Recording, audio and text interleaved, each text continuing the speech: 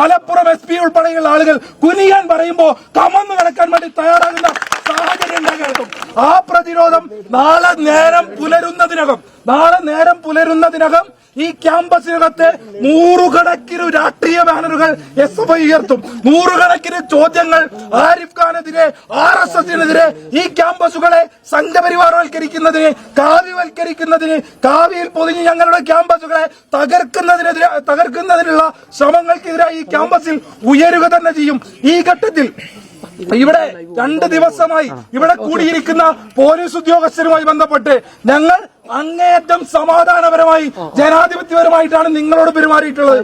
നിങ്ങളെ സംബന്ധിച്ച് 4 ജില്ലകളിൽ നിന്നും ഇവിടെ നിങ്ങളെ ഉത്തരവാദിത്വപ്പെടുത്തിയ ചാൻസലറുടെ, ഗവർണറുടെ സുരക്ഷാ ചുമതലയുമായി ബന്ധപ്പെട്ട് ഇവിടെ എത്തിയിരിക്കുന്ന ആളുകളാണ് നിങ്ങൾ സുരക്ഷയുമായി ബന്ധപ്പെട്ടിട്ടുള്ള പ്രവർത്തനങ്ങൾ ഏറ്റെടുത്തോ. ഞങ്ങൾ തടയാൻ വരുന്ന സാഹചര്യം ഉണ്ടാകില്ല.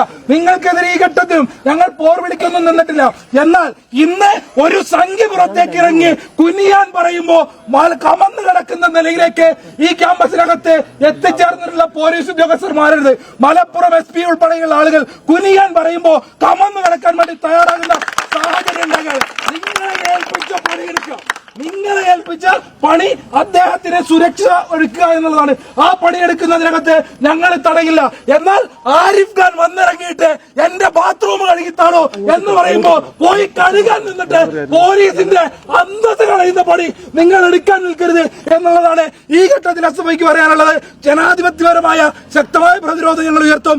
ജനാധിപത്യ വിരുദ്ധമാണ് എന്ന ബോധ്യമുള്ള ഘട്ടത്തിൽ കൂടി ഞങ്ങളുടെ പ്രതിഷേധത്തിന്റെ ഭാഗമായി ഇവിടെ ചാൻസലർക്ക് സിന്ദാബാദ് വിളിച്ചുകൊണ്ട് ഇവിടെ എത്തിച്ചിട്ടുള്ള, ഇവിടെ കെട്ടി തയ്യാറാക്കിയിട്ടുള്ള നിരവധിയായ ബാനറുകളിൽ, ഫ്ലെക്സുകളിൽ ഒന്നും ഞങ്ങൾ പ്രതിഷേധ സൂചകമായി കത്തിക്കും എന്നുള്ളതാണ്.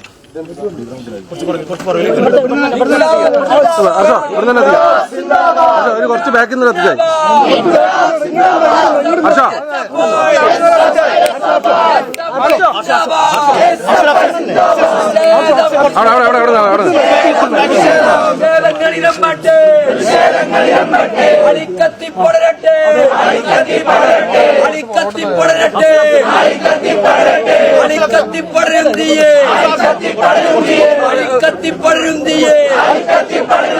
അരിക്കാലോ കത്തട്ടെ.